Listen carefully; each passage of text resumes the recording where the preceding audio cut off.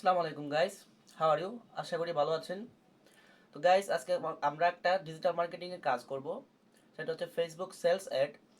তো এখানে আমাকে ক্লায়েন্ট বলে দিছে যে কিভাবে কিভাবে অ্যাডটা রান করতে হবে। উনি আমাকে বলে দিছে যে শুধু ছেলেদের জন্য একটা, অ্যান্ড উনি স্পেসিফিক লোকেশন দিছে Dhaka, and per day budget উনি $3 করে বলছে, অ্যান্ড 5 দিন অ্যাড রান করার কথা বলছে উনি।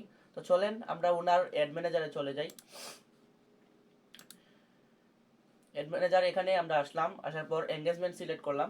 আসলে উনি সেলস চাচ্ছে, তো ওনাকে আমি বলে দিছি যে আপনি প্রথমে যদি সেলস অ্যাড রান করেন পেজের মধ্যে, তাহলে প্রথমে মানে ওই রকম রেজাল্টটা আসে না। যদি আপনি যেটা থিঙ্কিং করেন, প্রথমে আপনার প্রোডাক্টকে আপনার ব্র্যান্ডিং বাড়াতে হবে, তারপর থেকে সেলস করতে হবে। তো সেলস যখন করবেন তখন যে প্রথম যে ব্র্যান্ডিংটা করেছিলেন তাদেরকে রিটার্গেটিং করে আপনারা ওই সেলটা আনতে পারবেন।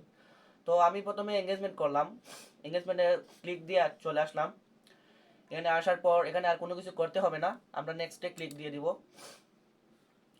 নেক্সটে ক্লিক দিয়ে দেওয়ার পর এখানে এটা টাইমলেস কালেকশন যেটা দেখতে পাচ্ছেন, এটা হচ্ছে আমার ক্লায়েন্টের পেজ। তো আমরা এটা সিলেক্ট করে নিলাম।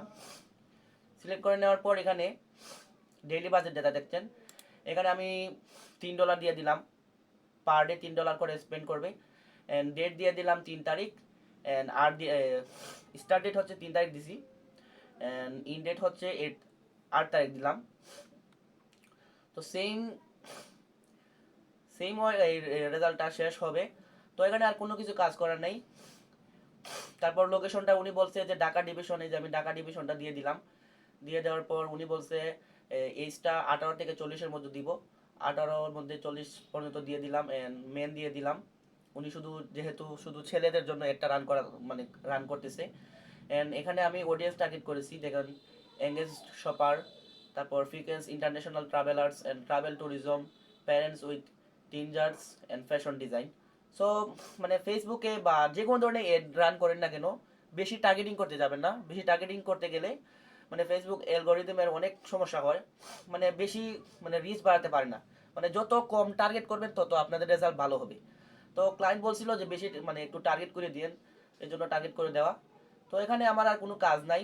ফিডে শুধু বলছিল শুধু এই ফেসবুক ভিডিও রিলস অ্যান্ড ফিডে দেখানোর জন্য। সো আমি ভিডিওটা এই অপশন চালু করে দিয়েছি। তো আমরা এখানে আর কোনো কাজ নাই, আমি নেক্সটে ক্লিক দিয়ে দিব। নেক্সটে ক্লিক দেওয়ার পর এখানে আপনার কোন প্রোডাক্ট আপনি এড রান করতে চাচ্ছেন ওইটা আপনি চাইলে এখানে এক্সিস্টিং পোস্ট আপনি ক্লিক দিয়ে আপনি সিলেক্ট করে আপনি দিয়ে দিতে পারেন।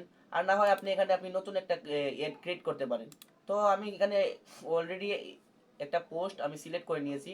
তো এখানে আমার আর কোনো কাজ নাই, এখানে সব সেট করা আছে। আর উনি শুধু পেজের মাধ্যমে একটা সেল চাচ্ছে। সো পেজের মধ্যে আমি এই মেসেজ অপশনটা চালু করে দিয়ে দিচ্ছি। তো আমরা এখন কোনো কাজ নাই, আমরা শুধু পাবলিশে ক্লিক দিয়ে দিব। সো আমার এডটা এখনই পাবলিশ হয়ে যাবে।